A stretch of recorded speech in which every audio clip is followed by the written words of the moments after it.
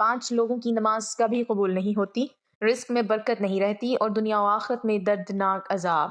حضرت علی رضی اللہ تعالیٰ عنہ فرماتے ہیں کہ میں نے رسول اللہ صلی اللہ علیہ وسلم سے سنا کہ 5 لوگ ایسے ہیں جو پکے نمازی ہوں گے لیکن ان کی نہ نمازیں قبول ہوں گی اور نہ ہی ان کے گھر میں برکت۔ پہلا وہ شخص جو اپنی بیوی کو رات کو بسم اللہ الرحمن الرحیم۔ ہر شخص چاہتا ہے کہ اس کے اعمال اللہ تبارک و تعالیٰ کی بارگاہ میں قبول ہوں، لیکن بہت سے لوگ اس بات پر غور نہیں کرتے کہ اعمال کی قبولیت کے لیے اعمال کی ظاہری اور باطنی شکل کا درست ہونا ضروری ہے۔ کسی بھی شے کی درستگی اور توازن کے لیے اس کی داخلی اور خارجی صورت کا درست ہونا ضروری ہوتا ہے۔ جس طرح کسی آدمی کی صحت کے لیے ضروری ہے کہ وہ ظاہری اور باطنی بیماریوں سے پاک نہ ہو، اسی طرح اعمال میں بھی ظاہری اور باطنی اعتبار سے قبولیت والے لوازمات موجود ہونے چاہیے۔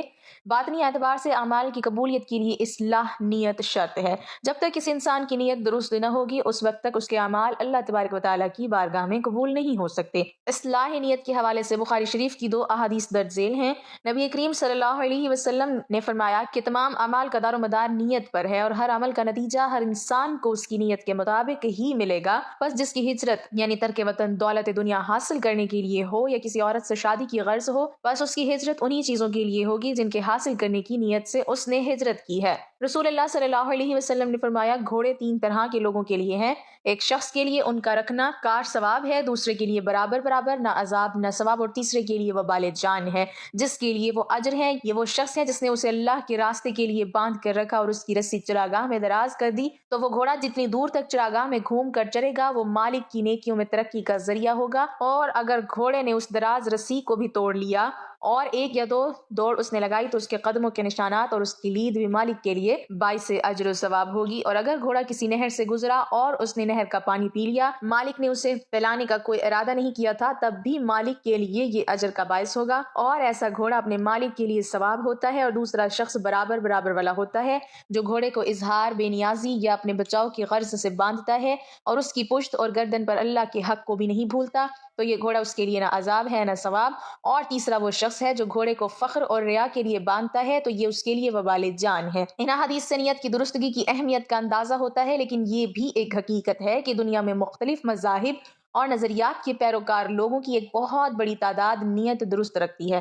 سوال یہ پیدا ہوتا ہے کہ کیا فقط نیت کی درستگی سے ان لوگوں کے اعمال قبولیت کے مقام پر پہنچ جائیں گے؟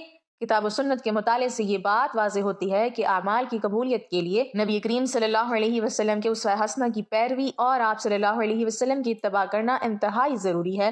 نبی کریم صلی اللہ علیہ وسلم کی پیروی اور اتباع کے حوالے سے قرآن مجید کی چند آیات درج ذیل ہیں۔ سورہ احزاب کی آیت نمبر 21 میں اللہ تبارک و تعالیٰ ارشاد فرماتے ہیں بلا شب یقیناً تمہارے لیے اللہ کے رسول میں بہترین نمونہ ہے، اس کے لیے جو اللہ سے ملاقات اور یوم آخرت کی امید رکھتا ہو اور اللہ کا ذکر کرے کثرت سے۔ سورہ آل عمران کی آیت نمبر 31 میں ارشاد ہوا آپ کہہ دیں اگر ہو تم محبت کرتے اللہ سے تو میری پیروی کرو، اللہ تم سے محبت کرنے لگے گا اور وہ معاف کر دے گا تمہارے لیے تمہارے گناہ، اور اللہ بہت بخشنے والا بہت مہربان ہے۔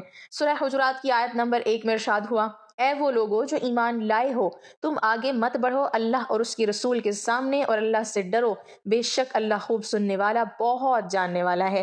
سورہ احزاب کی آیت نمبر 71 میں ارشاد ہوا اور جو کوئی اطاعت کرے اللہ اس کے رسول کی تو یقیناً اس نے کامیابی حاصل کی، بہت بڑی کامیابی۔ ان آیات مبارکہ سے یہ بات معلوم ہوتی ہے کہ نبی کریم صلی اللہ علیہ وسلم کے اسوہ کی پیروی اور راہ راست پر رہنے کے لیے انتہائی ضروری ہے۔ انسان کے اعمال اللہ تبارک و تعالیٰ کی بارگاہ میں اسی وقت مقبول ہوں گے جب انسان اللہ تعالیٰ کے حبیب علیہ السلام کے اسوہ کی پیروی کرے گا۔ نبی کریم صلی اللہ علیہ وسلم کے اسوہ کی اہمیت کے حوالے سے چند احادیث درج ذیل ہیں۔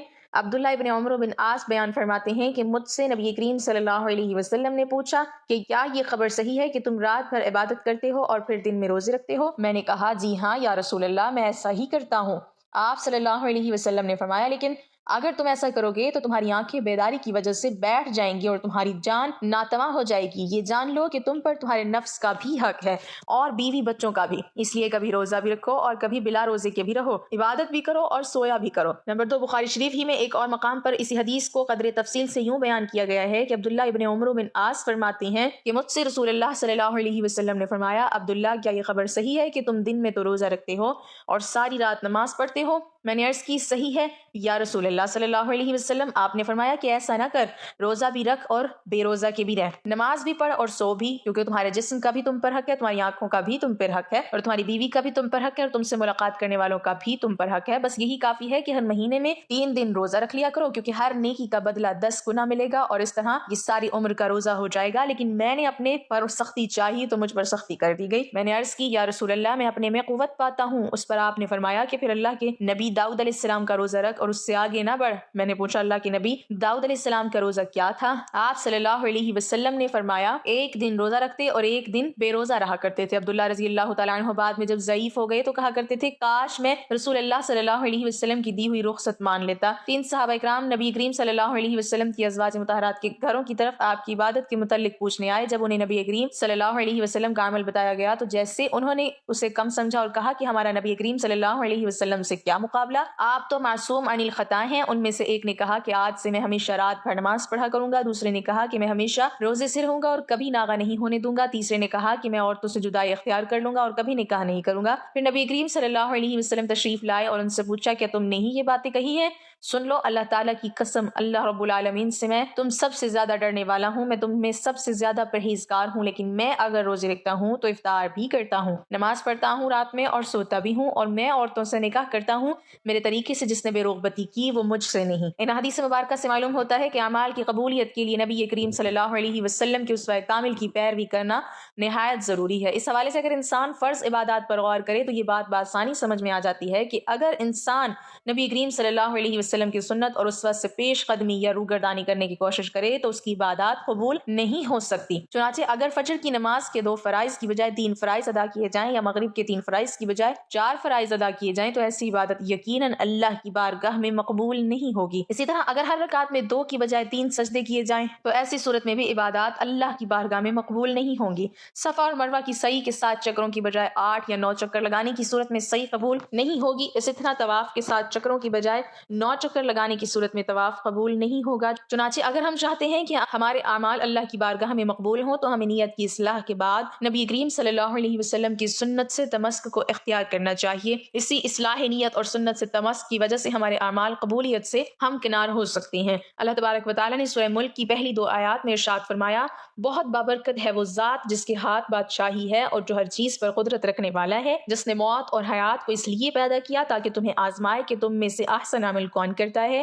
گویا کہ نظام ہستی کے بنانے کا مقصد انسانوں کے اعمال کو جانچنا تھا۔ سورہ عصر میں بھی اللہ تبارک و تعالیٰ نے زمانے کی قسم کھانے کے بعد اس بات کا ذکر کیا کہ بے شک انسان خسارے میں ہے سوائے ان لوگوں کے جو ایمان لائے اور انہوں نے نیک عمل کیے اور ایک دوسرے کو حق اور صبر کی تلقین کرتے رہے۔ گویا کہ انسانوں کو گھاٹے سے بچنے کے لیے اچھے اعمال کو بجا لانا چاہیے۔ قرآن مجید کی متعدد آیات سے یہ بات ثابت ہوتی ہے کہ ایمان اور عمل صالح کے بہت سے اچھے نتائج انسان کو دنیاوی اور اخروی زندگی میں حاصل ہوں گے۔ دنیاوی زندگی میں حاصل ہونے والے فوائد میں حیات طیبہ، زمین پر تمکن، دلوں کی سکینیت اور نفس اور روح کی راحت شامل ہیں، جبکہ اخروی کامیابیوں میں اللہ تبارک و تعالیٰ کی جنت کے حصول کے ساتھ ساتھ اس کی رضا اور اس کا دیدار بھی شامل ہے۔ ایمان کے بعد عمل صالح کی اہمیت بہت زیادہ ہے، لیکن اس حقیقت پر غور کرنا بھی انتہائی ضروری ہے کہ کس عمل کو صالح اور احسن عمل کہا جا سکے۔ اس حوالے سے کتاب و سنت میں واضح رہنمائی موجود ہے۔ 2 اہم امور جن پر عمل پیرا ہو کر انسان کے اعمال قبولیت سے ہمکنار ہو سکتے ہیں درج ذیل ہیں: اخلاص اور حسن نیت۔ قرآن سنت میں اخلاص اور حسن نیت کے حوالے سے بہت زیادہ توجہ دلائی گئی ہے۔ اللہ تبارک و تعالیٰ نے منافقوں کا ذکر کرتے ہوئے سورہ نساء کی آیت نمبر 145 میں ارشاد فرمایا ہے بے شک منافق جہنم کے سب سے نیچے کے طبقے میں جائیں گے، ناممکن ہے کہ تو ان کا کوئی مددگار پالے۔ لیکن آگے چل کر اللہ تبارک و تعالیٰ اعلان فرماتے ہیں مگر جو توبہ کر لے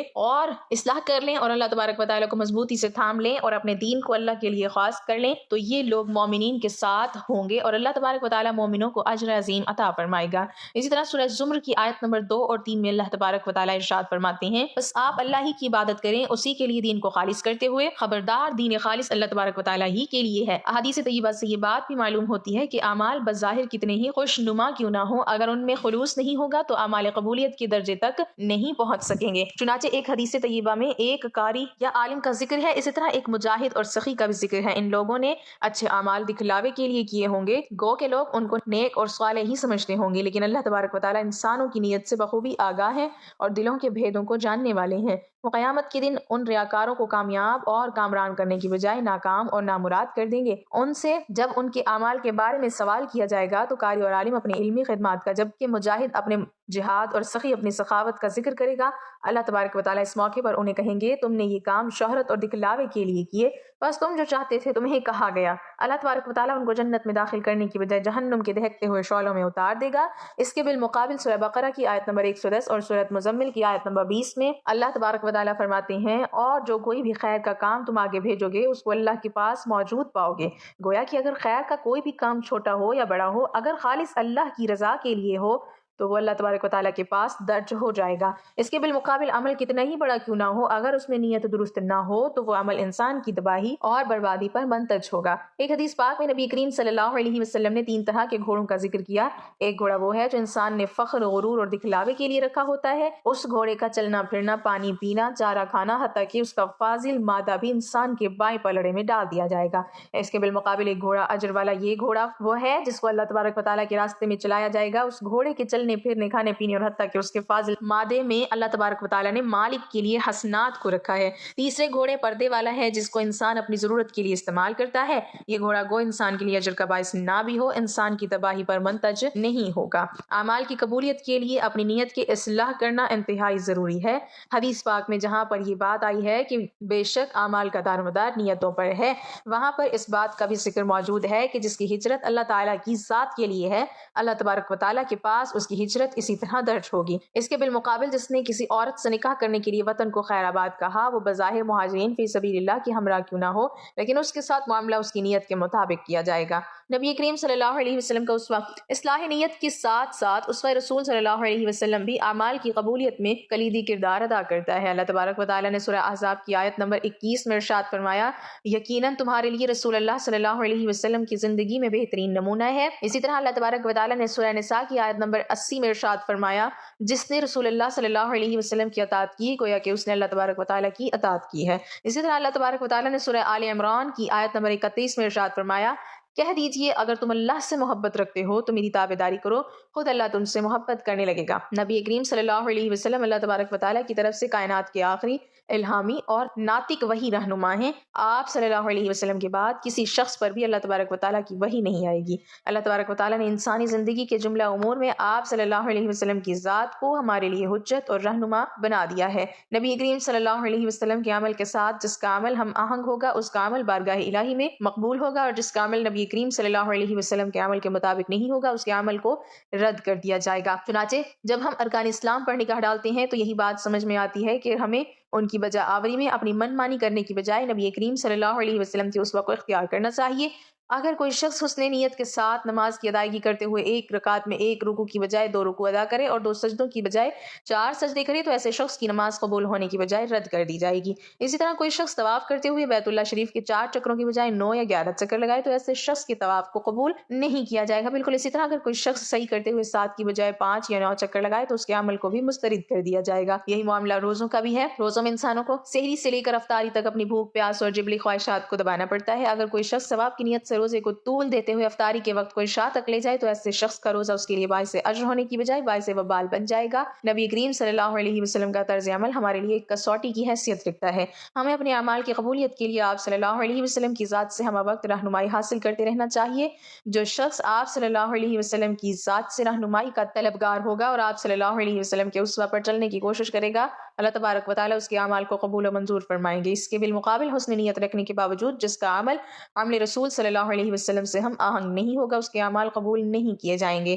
قرآن مجید میں نبی کریم صلی اللہ علیہ وسلم کی مخالفت کرنے والوں کے لیے کڑی وعید سناتے ہوئے سورہ نور کی آیت نمبر 63 میں ارشاد فرمایا گیا، پس ان لوگوں کو ڈر جانا چاہیے جو نبی کریم صلی اللہ علیہ وسلم کے امر کی مخالفت کرتے ہیں کہ وہ فتنے کا نشانہ بنے یا ان کو دردناک عذاب دیا جائے گا۔ اسی طرح اللہ تبارک و تعالیٰ نے سورہ نساء کی آیت نمبر 65 میں ارشاد فرمایا، اور تمہارے رب کی قسم ہے لوگ مومن نہیں ہو سکتے جب تک آپس کے اختلافات میں آپ صلی اللہ علیہ وسلم کو حاکم نہ مان لیں، پھر جو فیصلے آپ ان میں کر دیں ان سے اپنے دل میں کسی طرح کی تنگی اور ناخوشی نہ پائیں اور فرما برداری کے ساتھ قبول کر لیں۔ اعمال کی قبولیت ہی انسان دنیا و آخرت کی بلندی سے ہمکنار ہو سکتا ہے، اور اعمال میں پائی جانے والی کجی اور تشنگی کی وجہ سے دنیا و آخرت کی ذلت و رسوائی انسان کا مقدر بن جائے گی۔ حضرت ابو امامہ رضی اللہ تعالیٰ عنہ سے مرفوعاً مروی ہے کہ 3 آدمی ایسے ہیں جن کے فرائض و نوافل اللہ تعالیٰ قبول نہیں کرے گا: والدین کا نافرمان، احسان جتلانے والا، تقدیر کو جھٹلانے والا۔ سیدنا ابو امامہ رضی اللہ تعالیٰ عنہ سے روایت ہے کہ رسول اللہ صلی اللہ علیہ وسلم نے فرمایا، ان 3 قسم کے اشخاص کو فرضی عبادت قبول